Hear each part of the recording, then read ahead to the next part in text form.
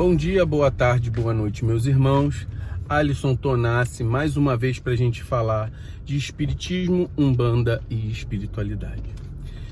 Eu estava pensando aqui, com os meus botões, o arquétipo, né? A gente sabe que arquétipos são as formas de manifestações dos espíritos que se manifestam pela umbanda. Aí eu fiquei pensando, um arquétipo pode ser mudado? É uma coisa assim que a gente tem que raciocinar. O espírito, o ser humano, ele não nasce para ser um bandista. Ele escolhe ser um bandista. E nesse processo desse escolher, dele se programar, mesmo que seja um processo reencarnatório e ele se programe para ser um bandista, que eu acredito que seja até mais ou menos como aconteceu na minha vida, que tive que passar pelo espiritismo para chegar por várias outras questões das essências da religião, para poder chegar na Umbanda, trazendo alguns conhecimentos externos à Umbanda que são, para mim, agregadores. E aí eu fiquei pensando, poxa, um arquétipo pode ser mudado? Sim, um arquétipo pode ser mudado. Nessa pouca experiência que eu tenho de Umbanda, mas numa certa caminhada que eu tenho pela espiritualidade, por ser médium, hoje 33 anos de mediunidade, né? Então, são processos que eu até já vi acontecer. A primeira incorporação que eu tive foi de um Exu chamado Exu Pinga Fogo. Hoje, ele se manifesta, esse mesmo Exu, ele se manifesta como numa linha transitória chamada linha dos boiadeiros, e ele se caracteriza por ser o Raimundo Nonato. É um boiadeiro que ele fala, meu nome é Raimundo Nonato, e pronto, acabou. Quando nós entendemos que o arquétipo, um preto velho não é preto velho necessariamente, uma criança não é criança necessariamente, um Exu, ele não é Exu necessariamente, e assim sucessivamente. Então, quando nós entendemos que um preto velho, um caboclo, um Exu, uma criança, um boiadeiro, um marinheiro, ele é uma pessoa que escolheu caminhar nas linhas da Umbanda para que, através daquele arquétipo, manifeste algumas características simbólicas, ou seja, a necessidade do arquétipo é a necessidade de observação simbólica, ou seja, é aquele negro velho que passou, que tem muita experiência de vida e venceu as adversidades na vida, que tem muita sabedoria. A criança com seu amor, ingenuidade, pureza.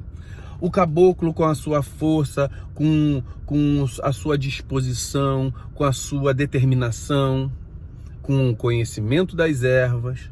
Então, o Exu como guardião, como aquele policial do plano astral, aquele que veio iluminar as trevas com a sua luz. Então, eles se mostram para nós como uma característica que é mais importante para nós do que para eles, certo? Porque eles têm por trás desse arquétipo, por exemplo, Pai Joaquim de Angola. Tem milhões de Pai Joaquim de Angola.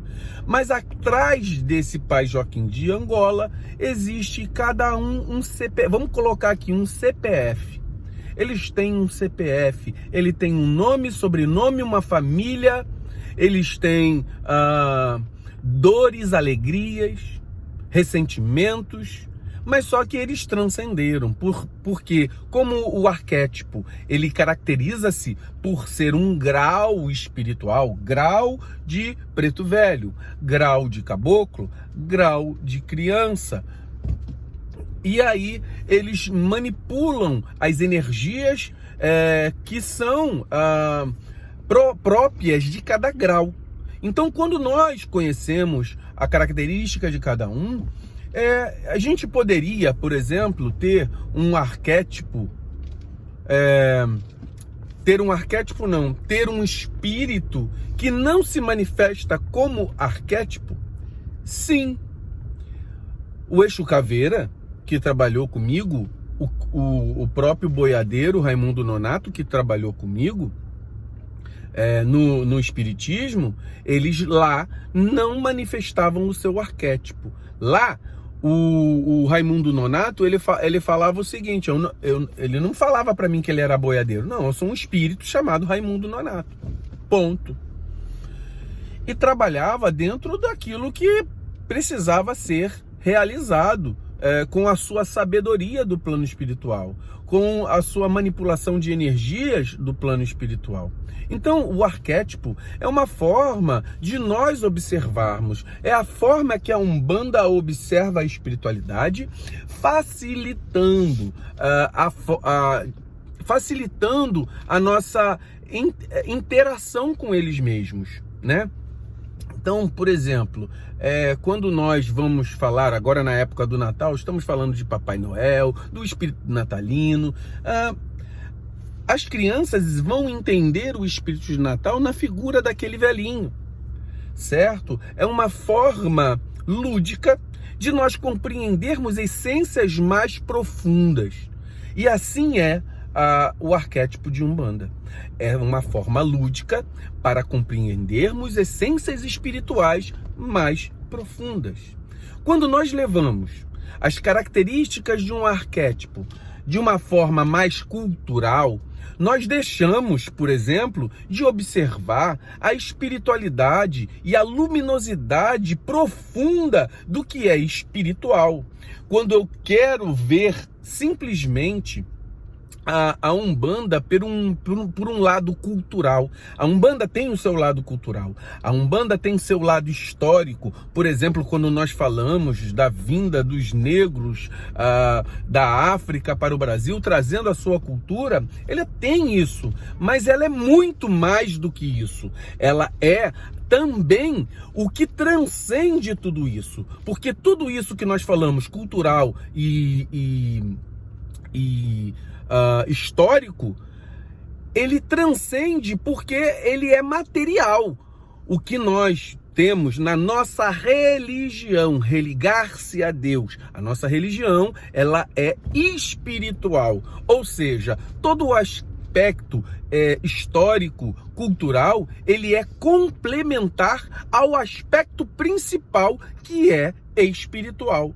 Então, quando nós vamos observar os arquétipos de Umbanda, nós temos que vê-los como seres espirituais, transcendentes à matéria, que estão ali para nos trazer conhecimentos e sabedorias, para que nós percebamos o mundo espiritual. Quando nós restringimos a Umbanda a só um aspecto cultural, a só um aspecto histórico, que muitos fazem por aí, nós estamos reduzindo a Umbanda a simplesmente uma visão material das coisas. E a Umbanda não é só material, muito pelo contrário, ela é transcendente, ela é espiritual.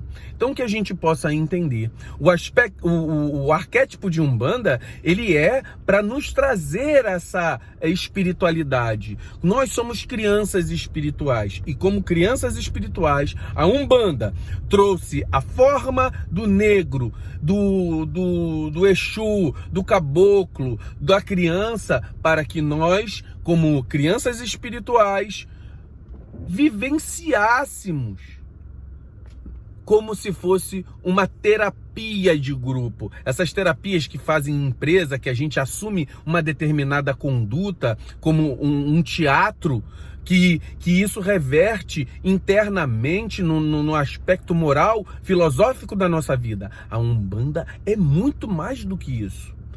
Ela é linda e ela mexe não com os aspectos intelectuais que são meramente materiais. Ela mexe principalmente com as nossas emoções, que transcendem até a palavra, que transcendem todas as energias que podem estar nessa essência material que temos. Ele faz vibrar dentro de nós as essências espirituais. Então é por isso que nós temos os arquétipos de Umbanda. Muito axé, e eu quero aqui eu tenho que falar aqui que eu tirei esse tema da palestra, do vídeo do Pai Alex, e me fez pensar muito também quando ele fala dos arquétipos de Umbanda. Eu queria dar uma contribuição, agradecer a ele por ter dado esse pensamento, e vão lá no nosso Umbanda, que é um canal excelente e muito maior do que o nosso, mas é um canal que ele pensa muito como eu, e a gente tá vibrando junto também, e os outros canais que a gente está agregado, Pai Paulo Ludogero, Umbanda Reino da Paz, Espiritualidade Estudos, Umbanda Estudos, Simples Axé, o canal do Ale Pinguim, que mais? Vê se eu lembro aqui, Umbanda Reino da Paz eu já falei, então, Umbanda Só Umbanda, o canal do Renato Tchalian.